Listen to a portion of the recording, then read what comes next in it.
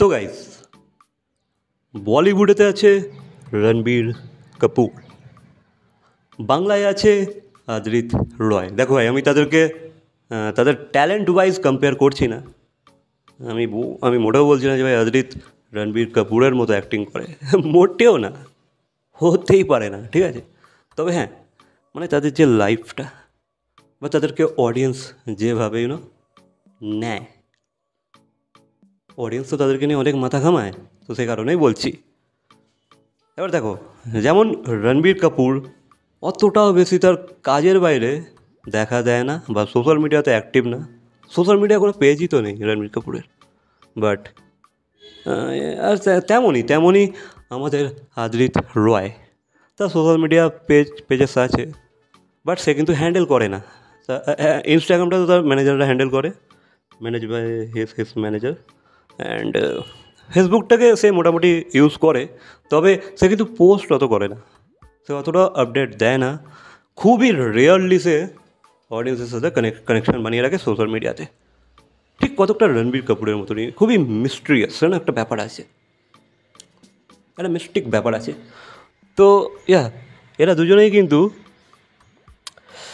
এরা অতটা অ্যাক্টিভ না, বা তারা তাদের কাজের বাইরে অতটা বেশি মাথা ঘামাতে চায় না, এক্সট্রা এফর্টটা তারা দিতে চায় না যে ভাই আমাদেরকে সোশ্যাল মিডিয়াতে অ্যাক্টিভ থাকতে হবে, তবেই আমরা আজকের দিনে রেলেভেন্ট হয়ে থাকতে পারবো, অডিয়েন্সের সাথে একটা কানেকশান বানিয়ে রাখতে পারবো।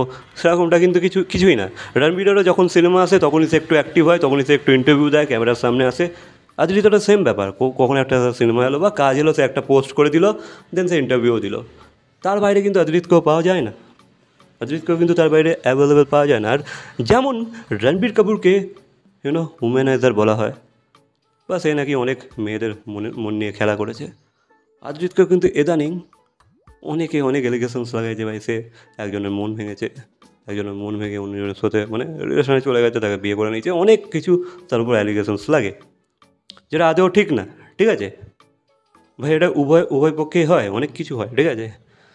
বাট কোনো অ্যাক্টারের তার পার্সোনাল লাইফ নিয়ে এইভাবে তার লাভ লাইফ নিয়ে মন্তব্য করা, কমেন্ট করাটা ঠিক না ভাই। ওটা তার পার্সোনাল লাইফ, সে কটা মেয়ের সাথে রিলেশনে আছে কি না আছে, তার লাইফে কেমন কি হারেলস হচ্ছে, আমরা কিচ্ছু জানি না। তার কার সাথে রিলেশন বানছে বা আমরা কিচ্ছুই বলতে পারি না। তো কী করে ভাই আমরা কাউকে এইভাবে ভাই কটাক্ষ করতে পারি বা ব্লেম চাপিয়ে দিতে পারি কারোর উপরে? পারি না, এটা তো উচিতই না ভাই। ওরা গ্ল্যামার ওয়ার্ল্ডে আছে, ঠিক আছে। ওদের কার সাথে কার কী হচ্ছে, কার সাথে কী অ্যাফেয়ার হচ্ছে ভাই, আমরা ওসব নিয়ে কী মন্তব্য করবো? আমরা কিছু জানি না, 0%। আমাদের 0% নলেজও নেই ভাই তাদের রিয়েল লাইফে তাদের সাথে কী ঘটছে, কে কাকে বিট্রে করছে। We don't know, we have no data. তো মন্তব্য করা তো ভাই বানেই না, ঠিক আছে। বাকি কে কটা গার্লফ্রেন্ড রাখবে, কে কটা বয়ফ্রেন্ড রাখবে, এটা তার উপর ডিপেন্ড করছে ভাই। সে কোনো ক্রাইম করছে না, ঠিক আছে। ভাই আমার এটা মনে হলো যে ভাই রণবীরকে যেভাবে কটাক্ষ করা হয়, রণবীরকে যেভাবে ব্লেম করা হয় অনেক কারণে, যেটা ঠিক না, ঠিক তেমনই আদ্রিতকেও কিন্তু উল্টো পাল্টা রিজনে ব্লেম করা হচ্ছে, যেটা মোটেও ঠিক না ভাই। এগুলো করা উচিত না। তুমি তার কাজ নিয়ে ক্রিটিসাইজ করো, ঠিক আছে, আমি মানছি। তুমি বলো হ্যাঁ আদ্রিত এই করছে, মানা যায়। বাট সে কাকে ডেট করেছে, কাকে ডিচ করেছে, এগুলো শুনে ভাই আমি কি করব? এগুলো আমাদের তো কোনো দরকার নেই এগুলো দেখার, তাই না? আমি কি জেনে বসে আছি আদ্রিতই তাকে ডিচ করেছে নাকি সে আদ্রিতকে ডিচ করেছে? উই হ্যাভ নো ডেটা ভাই, উই হ্যাভ নো ডেটা। তো ভাই এত বড় বড় কথা বলে তো লাভ নেই।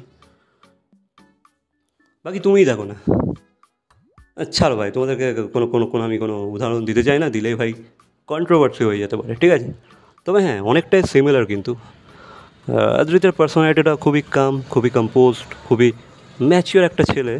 হ্যাঁ, মাঝে মাঝে হয়তো কিছু ভুল ডিসিশন নিয়ে নিচ্ছে আজকাল, তবে এটা সব আর্টিস্টের ক্ষেত্রেই হয়।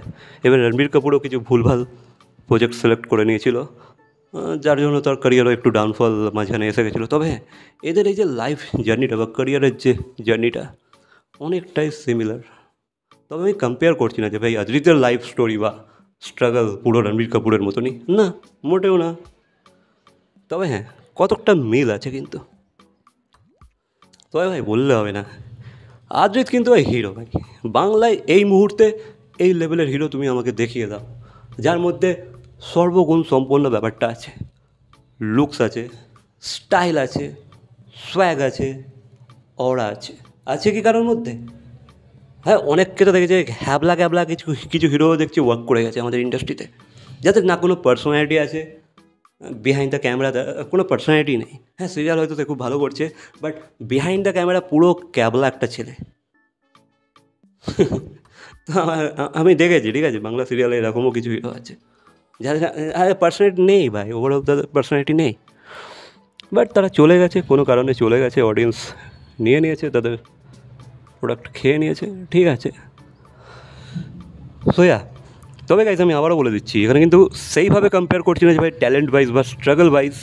তবে হ্যাঁ, দুজনেরই কিন্তু ব্যাকগ্রাউন্ডটা খুবই স্ট্রং, তারা কিন্তু বেশ একটা ওয়েল টু ডু ফ্যামিলি থেকে বিলং করে দুজনেই। তো তারা কিন্তু প্রিভিলেজ তো ছিল, ইউনো, তারা প্রিভিলেজ তো ছিল, তাদের অতটাও যে খুব হার্ড স্ট্রাগল করতে হয়েছে তা না। তবে স্ট্রাগল তো একটা থাকেই, ঠিক আছে, যতই তুমি ব্যাকগ্রাউন্ড থেকে সাপোর্ট পাও বা না পাও, স্ট্রাগল একটা থাকে, তোমার একটা ব্যক্তিগত স্ট্রাগল তো থাকেই, নিজেকে রিলেভেন্ট বানিয়ে রাখার একটা স্ট্রাগল থাকে। তো এটা দুজনেই করছে। অ্যান্ড যেটা বললাম যে আস্তে আস্তে আস্তে আস্তে আস্তে আস্তে দেখা যাক না কী হয়। হয়তো এই সিরিয়ালটা চললো না, পরে যে সিরিয়ালটা করবে হয়তো ওটা চলে যাবে, এরপরে যে সিরিয়ালটা হবে সেটা হয়তো আরও টাইম নিয়ে হয়তো চুজ করবে, তাই না? বাকি let's hope for the best. বাকি এই বিষয়ে তোমাদের কি মন্তব্য অবশ্যই কমেন্ট করে জানবে। ভিডিওটা ভালো লাগলে লাইক, কমেন্ট, শেয়ার, সাবস্ক্রাইব। তো দেখা হচ্ছে পরবর্তী কোনো ভিডিওর সাথে। Till then, by.